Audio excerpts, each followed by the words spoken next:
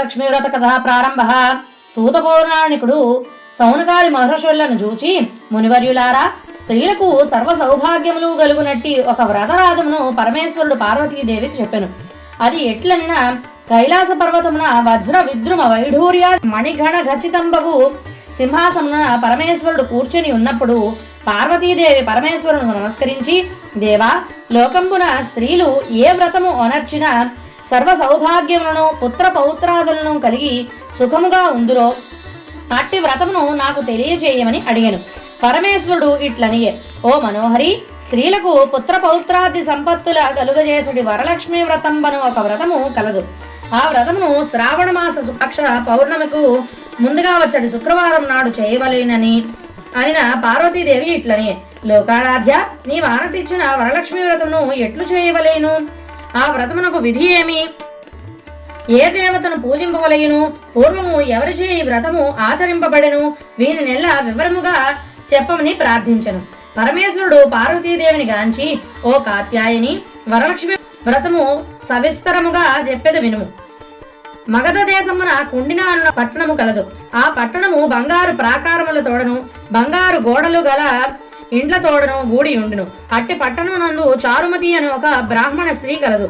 ఆ వనితామణి భర్తను దేవునితో సమానంగా తలంచి ప్రతిదినము ఉదయమునే మేల్కాంచి స్నానము చేసి పుష్పాదులచే భర్తను పూజించి పిదప అత్తమామలకు అనేక విధములైన ఉపచారములు చేసి ఆ మహాపతివ్రత యందు మహాలక్ష్మికి అనుగ్రహము కలిగి ఒకనాడు స్వప్నమున ప్రసన్నమై, ఓ చారుమతి, నేను వరలక్ష్మీదేవిని. నీ యందు నాకు అనుగ్రహము కలిగి ప్రత్యక్షమైతిని.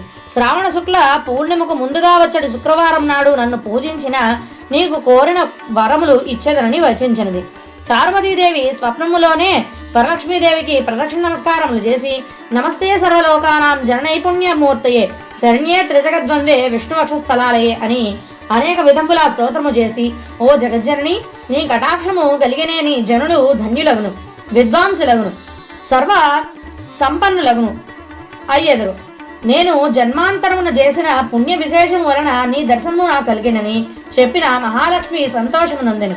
చారుమతి క్షణమే నిద్ర మేల్కొని ఇంటికి నాలుగు పక్కల చూచి వరలక్ష్మి దేవిని గానక, ఓహో, నేను కలగంటినని ఆ స్వప్న వృత్తాంతమును భర్త, మామగారు మొదలగు వారితో చెప్పగా, వారు ఈ స్వప్నము మిగుల ఉత్తమమైనది, శ్రావణ మాసం వచ్చిన తోడనే వరలక్ష్మి వ్రతను అవశ్యము చేయవలసినదని చెప్పిరి.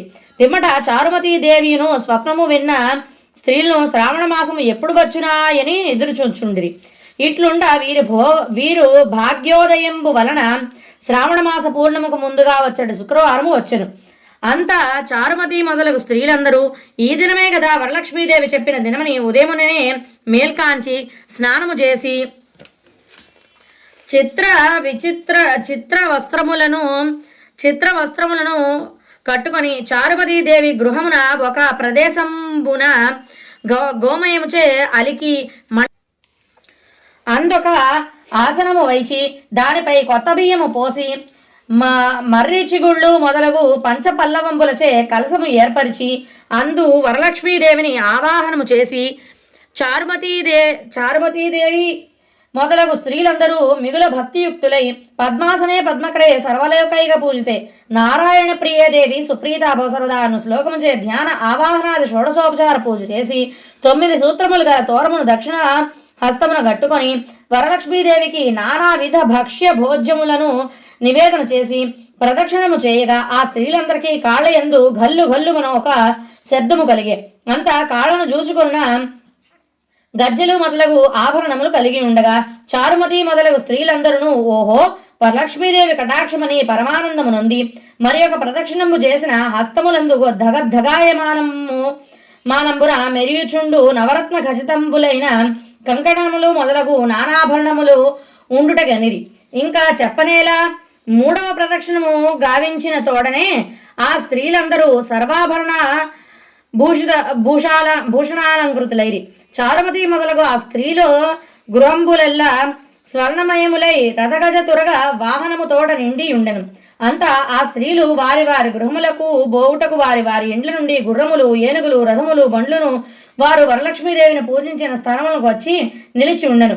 పిదప చారుమతి మొదలగు స్త్రీలందరూ తమకు కల్పోక్త ప్రకారముగా పూజ చేయించిన బ్రాహ్మణోత్తముని గంధ పుష్పాక్షతలచే పూజించి 12 కుడుముల వాయన ప్రదానంబు ఇచ్చి దక్షిణ తాంబూలాదులు నొసగి నమస్కారం చేసి ఆ బ్రాహ్మణోత్తమునిచే ఆశీర్వాదం నొంది వరలక్ష్మీదేవికి నివేదనము చేసిన భక్ష్యాదులను బంధువుల తోడ ఎల్లరూ భుజించి తమ కొరకు వచ్చి కాచుకొని ఉన్న గుర్రములు ఏనుగులు మొదలగు వాహనముల మీద తమ తమ ఇండ్లకు పోవుచు ఒకరితో ఒకరు ఓహో చారుమతీదేవి భాగ్యంబు ఏమని చెప్పవచ్చును. లక్ష్మీదేవి తనంతట తానే స్వప్నములో వచ్చి ప్రత్యక్షమయ్యను. ఆ చారుమతీదేవి వలననే గదా మనకిట్టి మహాభాగ్య సంపత్తులు కలిగినవి అని చారుమతీదేవిని మిక్కిలి పొగడుచు తమ తమ ఇండ్లకు పోయి చేరిరి. పిదప చారుమతి మొదలగు స్త్రీలందరూ ప్రతి సంవత్సరంబు ఈ వ్రతమును చేయుచు పుత్రపౌత్రాభివృద్ధి కలిగి ధన కనక వస్తు వాహనములతో సుఖముగా ఉండిరి. ఓ పార్వతి, ఈ ఉత్తమమైన వ్రతమును బ్రాహ్మణాది 4 జాతుల వారును చేయవచ్చును. వారందరూ సర్వ సౌభాగ్యములు కలిగి శుభముగా ఉందరు. ఈ కథను వినువారులకును చదువువారులకును వరలక్ష్మీ ప్రసాదము వలన సర్వకార్యములు సిద్ధించును. అథ వరలక్ష్మీ వ్రత కథా సంపూర్ణం సమాప్తం. ఓం తత్సతు.